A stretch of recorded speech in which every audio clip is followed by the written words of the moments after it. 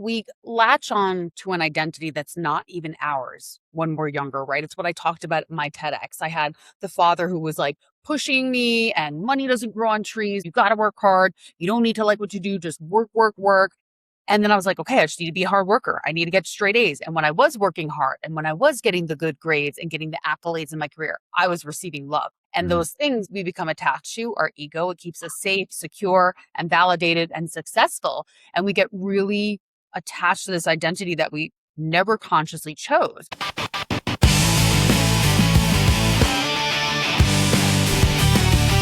Shift happens, opportunities change, and success is a choice.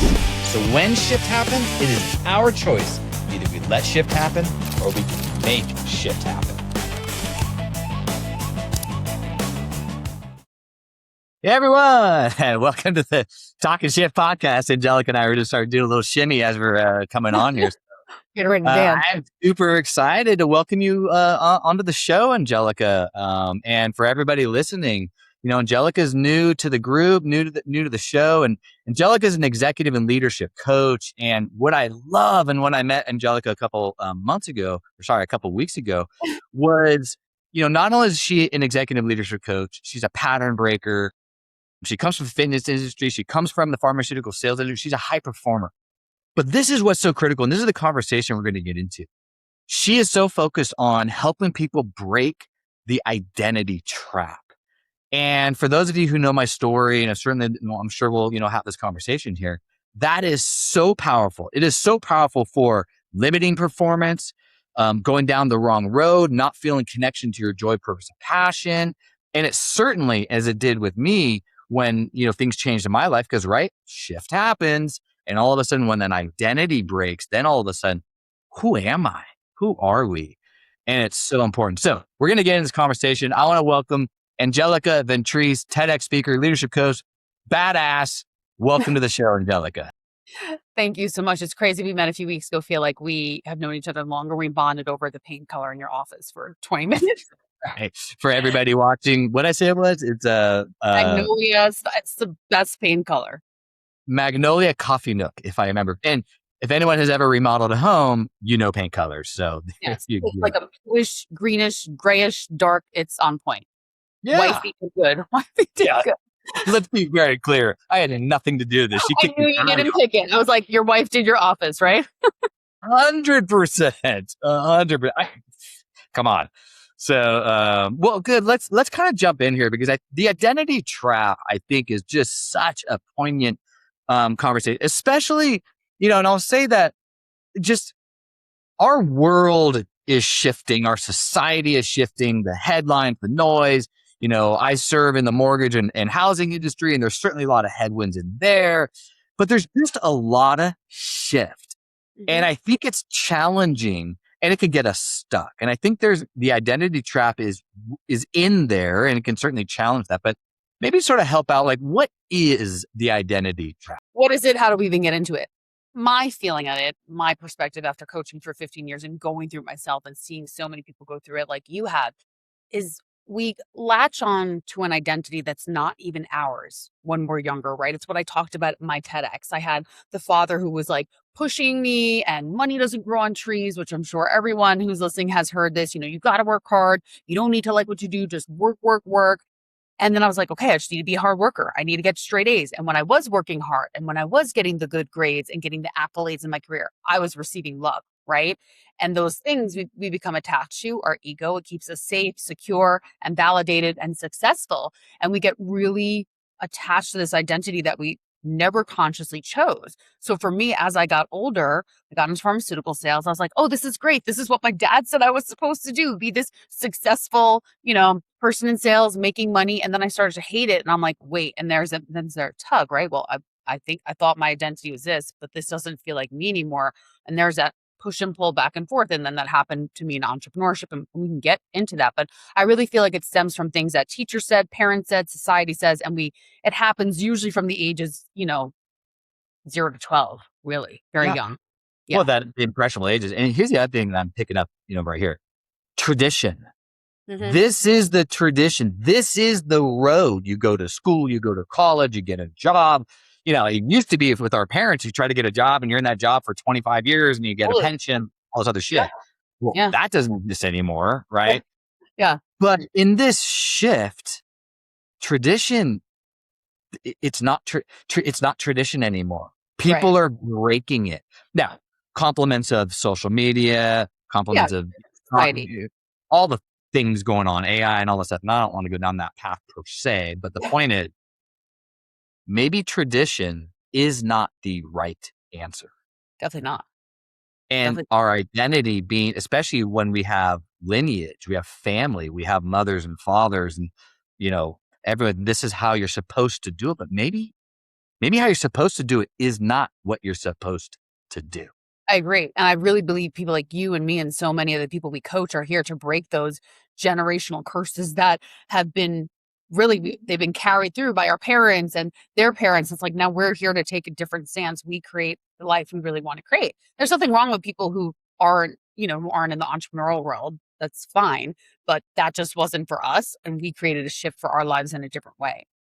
And I think 100. also parents these days are realizing like, oh, I don't really need to force my kids to go to college and spend all that money. What about entrepreneurship? What about a trade school? What about different things? Whereas when we were growing up, it was like, do this, do this, do this, follow this path. I mean, yeah, my dad would say crazy things to me like, well, you should be a cop because he was a New York City cop. You should be a cop. They get a great pension. I'm like, I don't want to be a cop. Don't force me to be a cop just because I get a great pension. So it was very revolved around for me the push to make more money. And that, it's my dad's own trauma. He grew up very poor on the streets of Brooklyn. So he didn't want that for me. But then I took that on and then I carried it with me into my 20s, into my 30s, and even still in my 40s, it's something I deal with, which I know a lot of Yeah. people. Yeah. Well, and I know that very well. I mean, I often talk about, one of my biggest fears in life was always, losing my job, right? And I mean, 'cause you're being so connected to that. And through the career, in a great, wonderful career, something I'm so proud of that fulfilled me. I mean, obviously you have your ups and downs because you're in the mortgage business, but it can always be taken away. And my fear was always that it could be taken away. And my identity became latched to who that was, that external, And attachment into that identity. And then what happened one day? It was taken away. then you're like, who am I? And that's Who am exactly what happened. Who am I? And then there's the identity death because when that happens, so my story is a little similar but different. It was like when I decided to, you said I was in the fitness industry, I was, and I built a really successful business there. And then I realized this isn't who I am. And when you realize, so yours got taken away, mine I actually burnt to the ground. I was like, this isn't who I am. Then we have a grieving period. And I don't believe that grieving period is talked about. We grieve the loss of our pets. We grieve the loss of friends and loved ones. But what about the old version of ourselves? And when you lost that, that was taken away from you. You had no idea who you were. You probably didn't think, well, I need to grieve this before I even step into the new me, right? We try to rush into the next thing because we're high achievers, high producers, oh, whatever, next, next, next. And then we get really lost. Well, exactly. And then I look back when this happened. It was about 4 years ago, almost 4 years ago. And I actually look back and be like, my God, like if I was coaching myself and I wish I had a coach like me. And that's how I try to position myself as a coach, is someone I wish I had when I was in the chair. But You've been through it. I wish I took time to grieve. I went into panic. Panic. And then, of course, that put me into a bad place. Yeah. But talk about that a little bit, because I think that really, really is important. And it doesn't have to be this huge, monumental No. job loss, whatever, but like things change, Yeah, shift, happen. it could be getting out of a relationship. It can be changing jobs. It can be letting go of maybe one part of your identity. Like I have a lot of clients who are people pleasers, like letting go of that. Like, yeah, like grieving this old version of you. And it's like this piece of you or that job you did, it took you to a certain level, right? Like God or source, whatever you believe in, put it into your world for a reason, right? And instead of, and this is what I did, I shamed myself. Instead of like shaming, that's what a lot of people do. I can't believe that happened. I can't believe I did that. How did I do for so long? I'm so mad at myself. Instead of shaming ourselves, let's step back and say, you know what? That served me. It got me to where I am. Thank you so much. Make peace with it. I actually wrote this version of me a letter, like put the letter, Mm, a little thing into the ocean. I was like, thank you. You know what? Like, thank you for getting me to where I am. But that took some time to get there because at first I was like angry. I was mad at myself. I was like, you stayed in this industry so long. Now you hate it. Now you're miserable.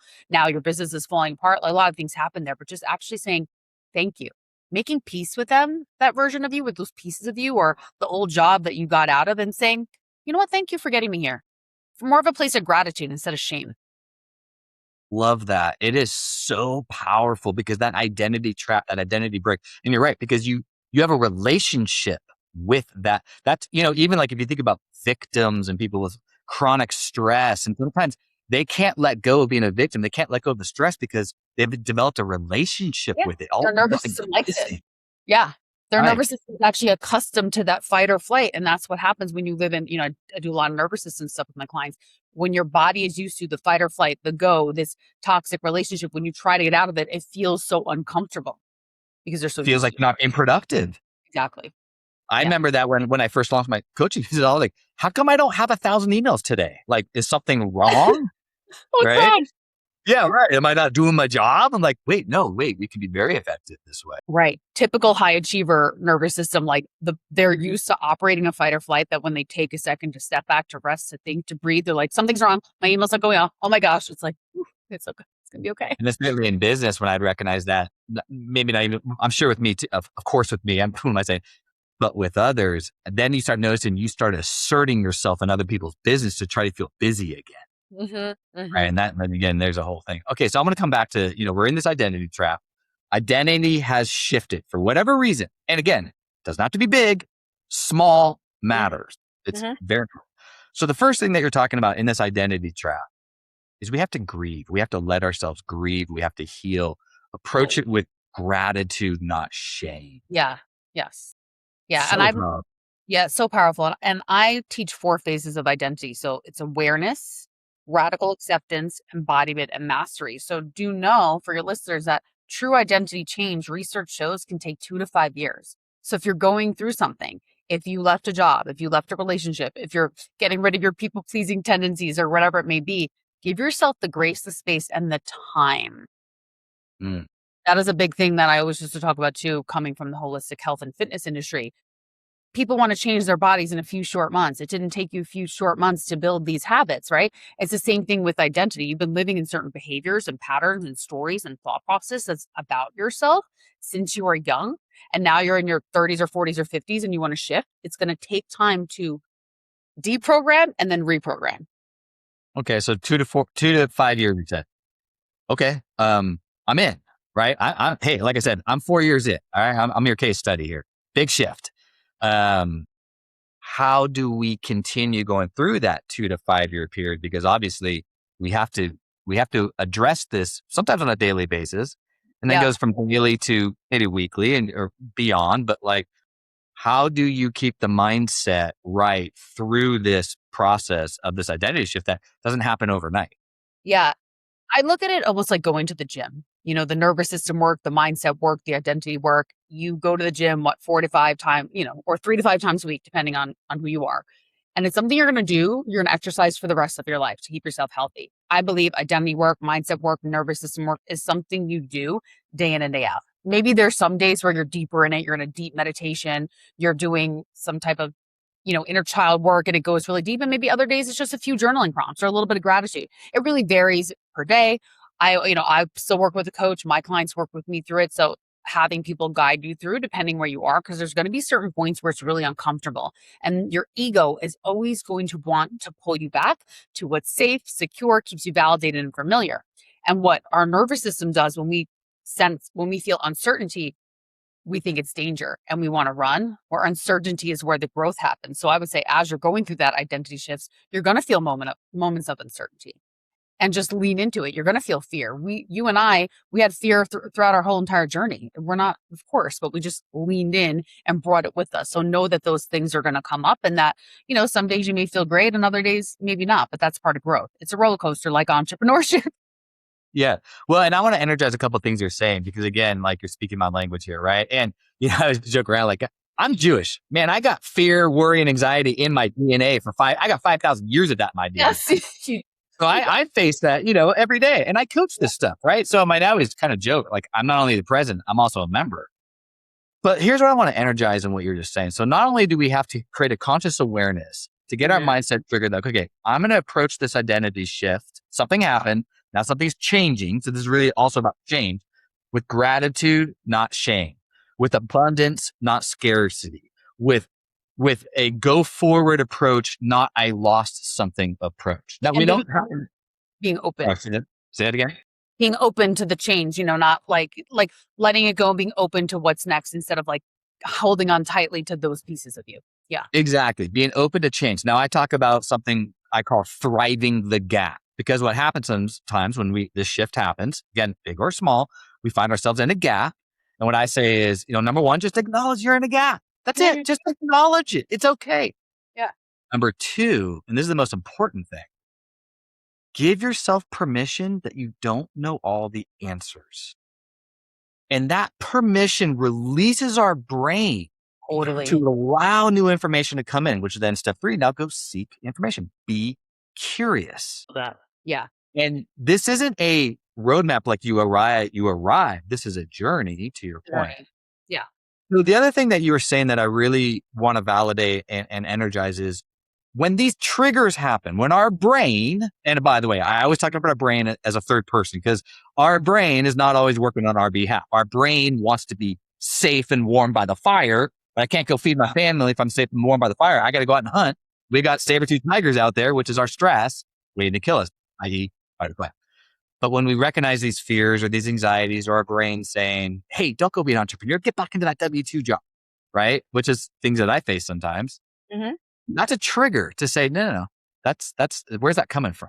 To teach And her. that's a trigger to say, keep leaning in, keep going forward. Get curious. Like you said, get curious. Another thing you said, release, and that reminded me of, the gap, the book, The Gap with the Gain is so good. I talk about, I'll call my clients out. I'm like, you're living in the gap. You're not looking at what you gained because so often, high achievers, high performers, I want to look at, well, I haven't achieved this and I'm not here and I should have made more by now. And I should be at the top of the mountain. Like, but look at all the things you've accomplished. The other thing I remind my clients when they're going through these identity shifts, because it can be really hard, is let's look at some stacked evidence of all the things you've accomplished because they can start to get down on themselves, especially if you're like what I was going through or you like shifting careers where you were so successful in one, then you're almost really starting over. So I'm like, you created a lot of success in so many areas of your life, whether it's personal, professional, like let's stack the evidence, and stacking the evidence really allows them and us to say, okay, wow, I have done a lot. I am really great at this. I'm shifting, but like just a reminder that you're still with all these accolades, you're still really an amazing person and you've done a lot of things because we can forget when we're in that identity.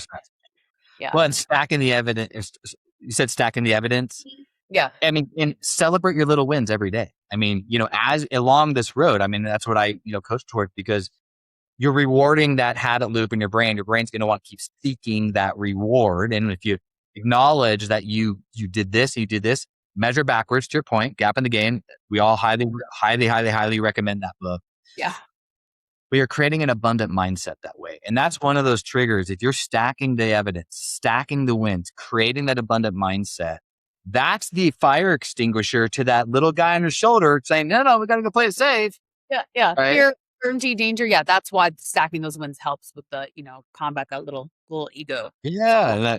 Because again, our brains are not always working on our behalf. Now, I heard a quote. So I was just at the Forward Mastermind group, or sorry, the Forward event in Las Vegas. I'm going to go next year. It looks amazing. You have to go. And big shout out to Neil Dingra, Forward event. I just joined their mastermind group myself. Like awesome. I'm really, really excited about all this. Yeah. And, I'm doing it to help break my glass ceiling, right? I mean, again, I'm not only the president, I'm also a member. And so, seeking this out and leaning into this identity of who I am, not this external thing, but for me to further connect what I'm passionate about, which is helping people make shift happen, i.e. the podcast Talk and Shift, these conversations. So that's why I love this identity because I think it does not get enough attention. Yeah. And people I think don't really understand it fully. Yeah. Until they've heard like they need to listen to something like this. Because if I just post like about identity shift, it doesn't always land. You have to go deeper. It's a deeper topic for sure. It's a deeper topic. It connects into shift, it connects into change, but also it doesn't have to come out something negative. It can also, and it should, hey, I want, not need, but want to make a change in my life. Totally. And I'll use identity as great. Let's start there. Because I believe in time travel, and part of time travel being we can step into our ideal future, but it starts with shifting our identity. I am. I am. Right. So, and it's the same, I also view the same thing with people who come to me who are really dysregulated in their nervous system.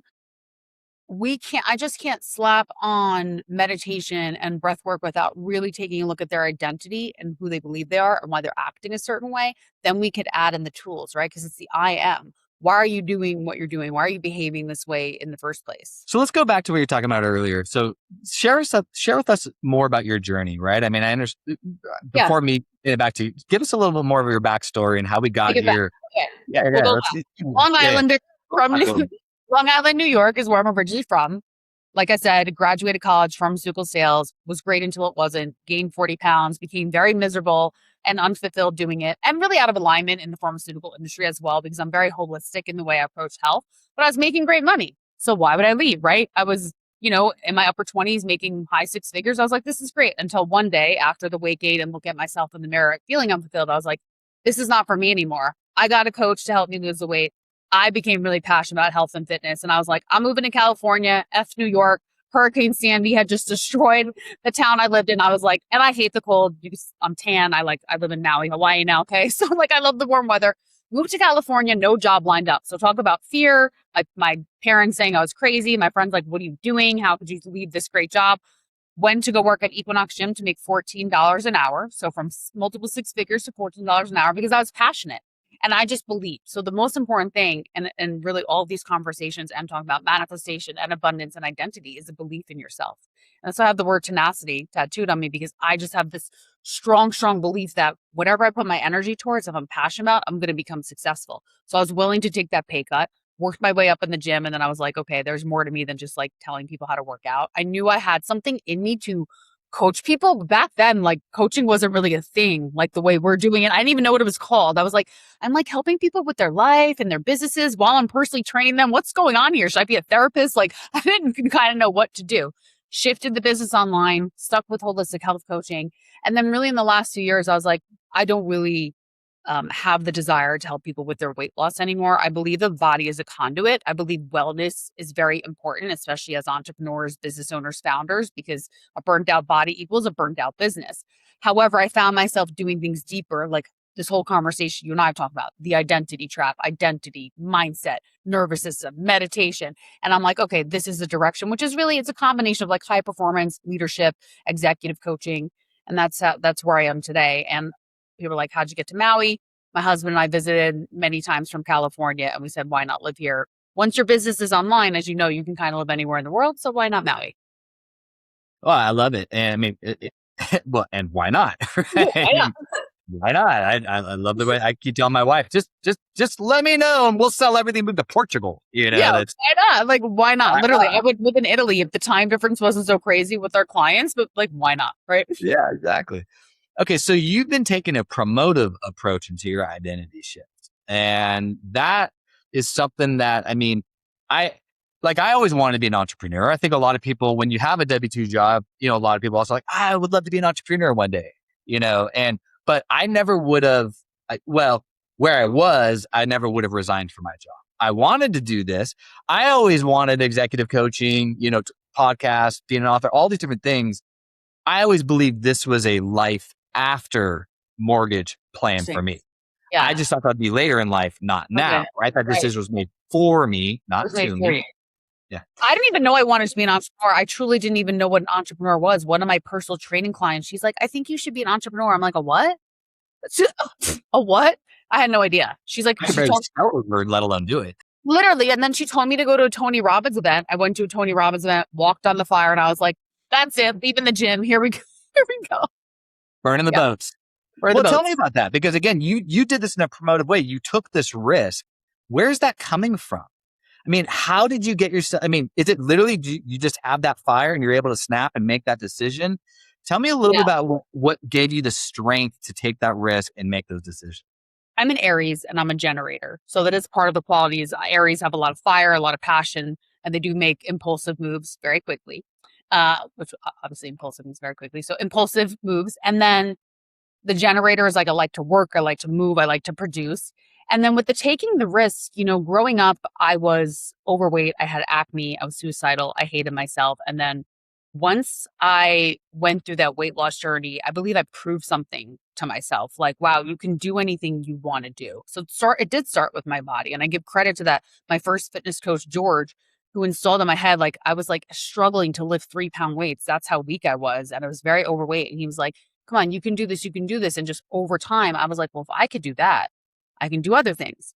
If I could lose the 40 pounds, which I thought I'd never be able to do as someone who's basically overweight their whole life, I was like, oh, I can do this. And then when I lock in on something and I'm really passionate about it, I just go for it.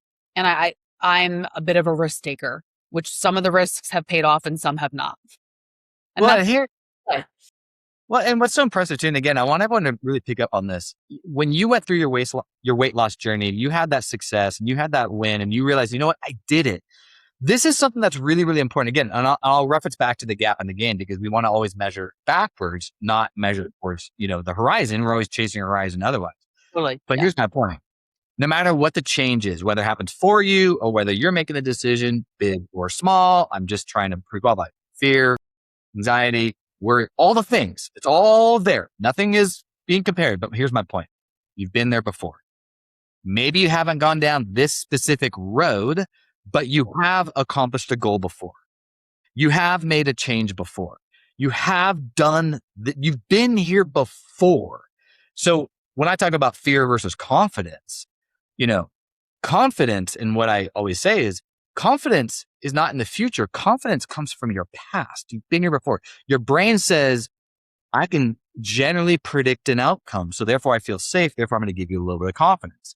When your brain is coming from a position of uncertainty, I don't know what down that trail could be a saber-toothed tiger. I better give you fear because I'm trying to keep you safe and warm by the fire.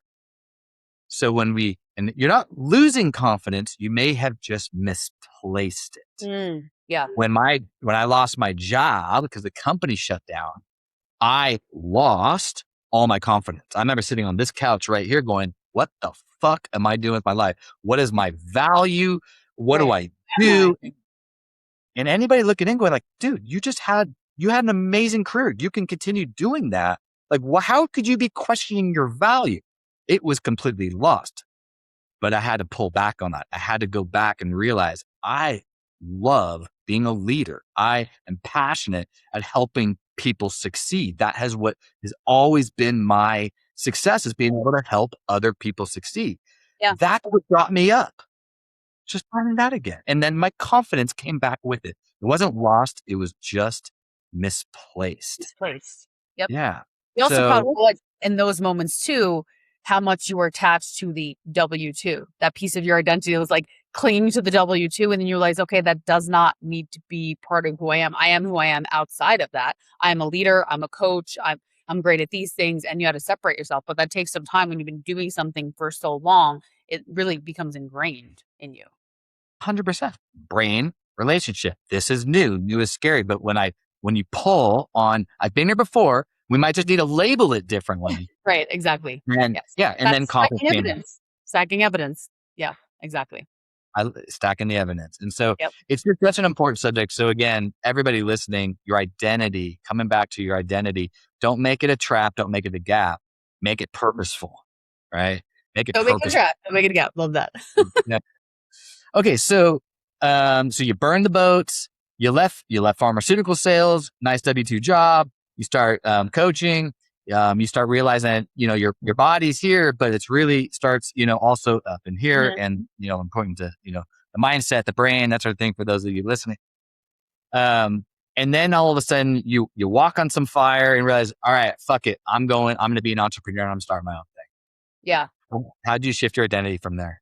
I also read the book, You Are a Badass, which is very powerful. And first of all, Jen Sincero is freaking hilarious. And just the way she writes that book, kind of just like calling you to rise up, get off your ass, do what you want to do, stop being a victim. I was like, yeah, I don't have to be stuck in the gym. Like, what is this? And I just realized and then I think I saw an ad for be an online coach. I was like, what's this? Clicked in, hired a coach because I had no idea how to build an online business. And I went all in and, had a 5K month, a 10K month, a 20K month, 50, 60, 80 and beyond, and just kept building.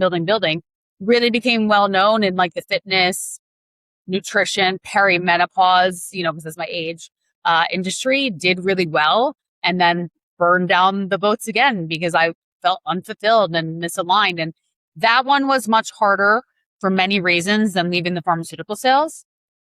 because I'm older. It's more ingrained in my identity. I've been doing it longer. I had been doing health and nutrition since I was 27 and I'm in my 40s. So there was a deep attachment.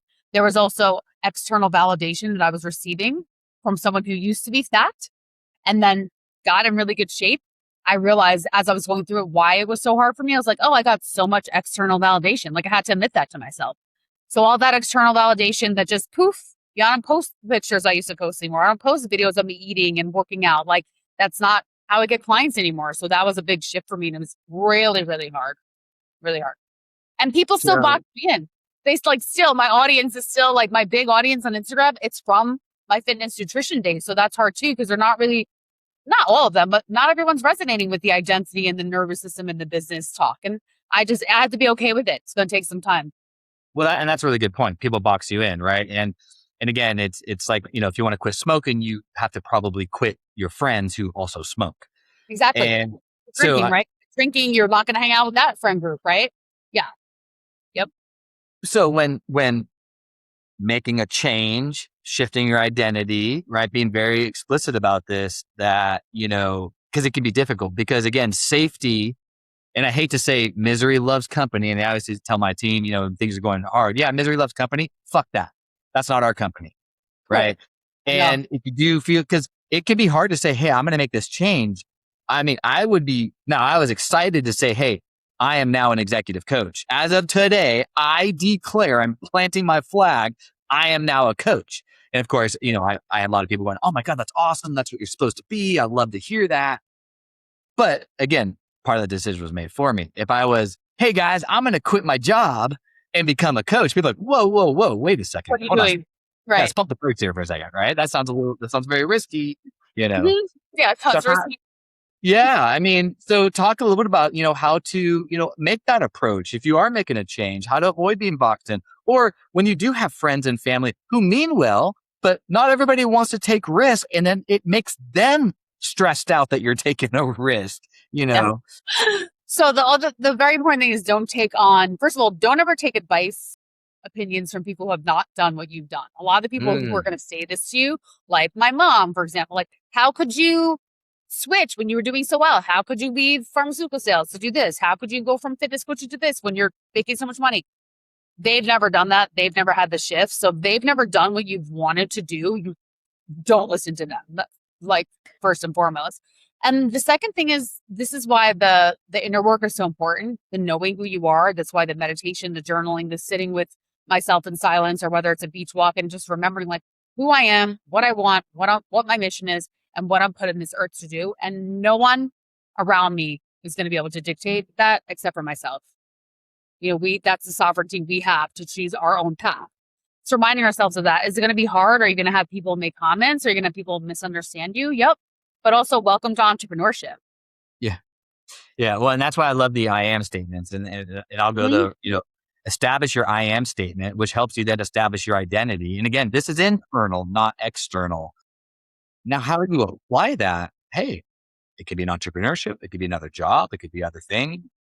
And that gives you portability, gives you mobility. It Mhm. allows you to be, like you and I, when we first came on this podcast, we were both kind of doing this. We're kind of being agile, Yeah. right? Yeah, And exactly. agility is that's one of my core values, be agile.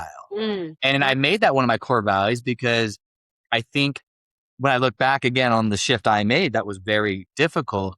But again, I'm just going to say, shift happens. Success is success is your decision. Yep. Opportunities change. Yep. So we have to be agile to that, Yeah.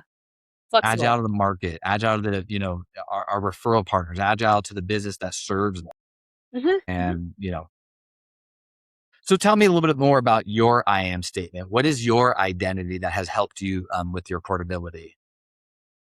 Hmm. Have you thought about that? Am I putting you on the spot? No, well, I mean, I'm thinking about the tattoo. Like that's one of the reasons why I got the tattoo tenacity. And then I have a tattoo abundance. And then I have a tattoo love. And then I have a tattoo on the back of my neck that says only the strong.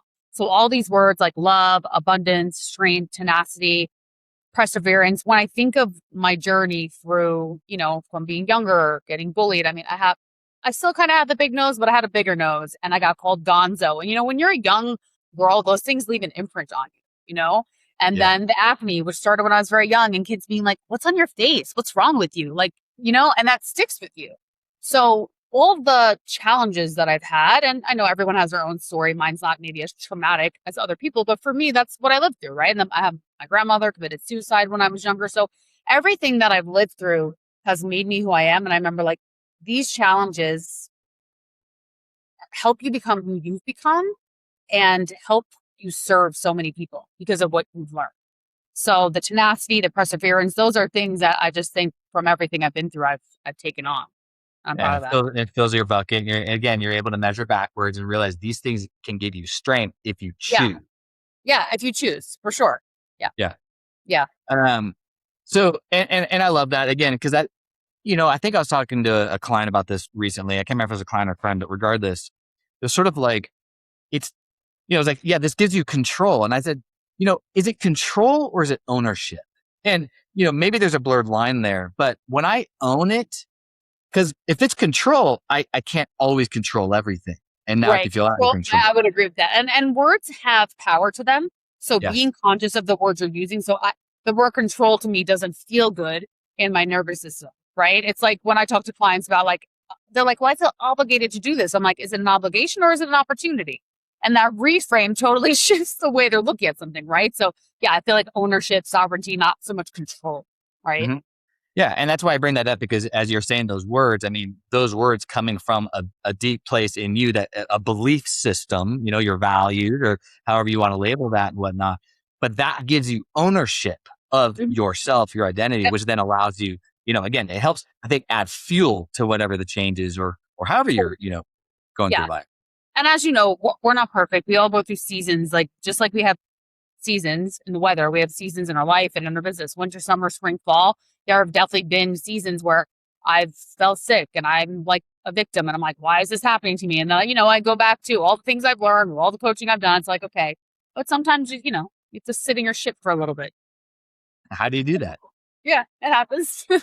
We all do that. So, I mean, what are some of your techniques when you do that? Is it a mindset? Is it meditation? Is it just It's getting self-talk? into nature. Like when I find myself ruminating, it's getting into nature. And this is one of the reasons why I did choose to live in Hawaii because the beach is right there, the forest, 30-minute drive to go to hike. Yeah, getting underneath the ocean, like salt water is very healing for me. So when I'm having when I feel like I'm sitting in my shit, going underwater and screaming is very Mhm. helpful. No one can hear you. It's kind of like sacred rage. That really helps me. Brain dumping. So just like taking a piece of paper and just writing out all the shit and then burning it. Very cathartic. So those are the things that help me. And then as a coach, I always have a coach. So I don't ever find myself deeply pigeonholed because I can talk to someone. Yeah, and I love that, right? I mean, professional athletes have coaches, coaches have coaches, Right. high caliber CEOs and executives have coaches. I mean, so on. Exactly. Exactly. Yeah. Seek a So, coach, seek yeah. Angelica as your coach. I mean, it is so powerful because now you don't have to carry the burden yourself. Yeah. And you can only see what you can see. Right. So even with all the work I've done, my coach will still be like, well, you're still doing this behavior pattern. Right. And I'm like, right. I'm reverting back to that. A coach is going to poke holes because they're outside, you're inside. That's right. That's right. I say one of my jobs as a coach is I'm always down road a little bit trying to peek around the corners for you. Right. Again, saber Exactly. tooth tigers. Yeah. I'm there to help kind of, protect you from Exactly. the saber tooth. Yep. Exactly. That's why I say it like I think I said pattern breaker because I'm like poking holes, breaking the patterns that they've been holding on to for so long that they can't always see. Nah, Yeah. I dig that. Yeah. Well, and actually, I mean, pattern breaking is a really big deal because it's again, our brains love patterns. That's why we have habits. We Hmm. can't just operate in this world ad hoc. So our brains want to create patterns out of everything, and that's creates safety. And again, that's what becomes very easy to get locked in, boxed in, identity, pattern, routine. Next thing you know, drift. Shift happens, drift happens. Exactly. So we do have to kind of we got to break some shit. We got to break those patterns and and Yeah. everything. Go I was ahead. gonna say, I was gonna say it's sometimes it's gonna be really painful. You probably have heard the expression you have to have a breakdown, to have a breakthrough. And I've experienced that many times on spiritual journeys, on coaching journeys, on coaching calls, an ayahuasca journey and a mushroom journey, like all these times, like I had to get to a really low point for me to leave my fitness and nutrition business. Yeah. Like I kept trying, and it wasn't until I hit the low of the low, very sick as well. And I was like, okay, this is a sign. Universe is like, you need to be done with this. So yeah, Well, sometimes to a point. we have to talk about the ayahuasca journey, but that might be another Yeah, we podcast did a whole nother call on that. Yeah. conversation. Well, and I love that you said, I can't remember what you said, but when we scream underneath the water, into the salt Sacred water, rage. Yeah, sacred rage. Yeah. sacred rage. He said that. I'm like, oh, that's such a great idea. You can do it in the shower too, but just warn your family if you're going to do it. Also, Uh, you can do it screaming into a pillow. I did it the other day. My husband and I got a little tiff, and I was like, "You're annoying me." I was screaming to the pillow. And screw it. I screamed into the pillow, and apparently it like amused my dog. I thought he was going to get scared. He like pounced on the bed and was like ready to play. I was like, oh, the weirdest things. Anyway. Yeah, totally. Okay, so we're taking risk. We're shifting our identity. We're owning it. We have our I am statements. We have our core values, our beliefs, our magnets to our compass, our words that matter. For everybody listening right now, everybody in this audience that's listening to you right now, what's the one word? What's the one thing you want them to remember and keep from this conversation? Reinvention is the price of alignment. Say that one more time. Reinvention is the price of alignment. Reinvention is the price. If you want to be more aligned in your life, whether that's in your career or your relationship or your body, you're going to have to reinvent something, which means you're probably going to need to have an identity shift. What we talked about, right? So whether it's reinventing this part of yourself, reinventing this in your career, right? Like you had to reinvent yourself to become a coach, to become an entrepreneur. I had to reinvent myself several times, from the pharma rep to the fitness coach to the leadership coach I am now. So, and I was doing that because I wanted to be more aligned and fulfilled in my life. Well, and here's what I love. And honestly, I was not expecting you to say that. But this is what I love, because we do need to reinvent. It happens. And we want to. And so then it becomes, okay, how? And again, going right back to the first step is, let's get our identity aligned to our reinvention. Right. Let's get our identity. Yeah. Awesome. I love it. Angelica, how can people find you? How can they reach you? How can they connect with you? Yeah, Instagram is the best place. That's me and my DMs, not a bot. So come on and say hi. I also have a free high performance burnout assessment. It's an audit. It takes 1 minute, and then it's going to give you, there's 4 different identity archetypes that you'll find yourself in. It's 20 questions. It's very revealing.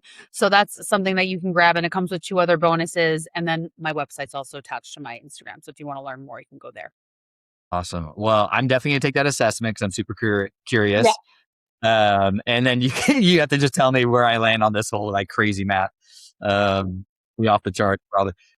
I'll have all these links in our show notes too for everybody who's listening, and definitely reach out, check out Angelica. Obviously from this conversation, I think this is one of the better conversations of, again, how do you reinvent yourself? How do we move forward? How do we face change? And I love that you get right underneath it and you've represented where I can make big change. And by your decision, not being a decision being made for you. And, but we all face both sides of that. So yeah, for sure. Thank you. My pleasure. Well, thanks for joining the show. Thank you. All right. We'll talk shift next time, everybody. Enjoy the conversation. Check out Angelica, and we'll see you on the next show. Bye, guys. Hey, thanks for joining me today on Talking Shift. I hope you enjoyed it, and I'm looking forward to seeing you on our next episode.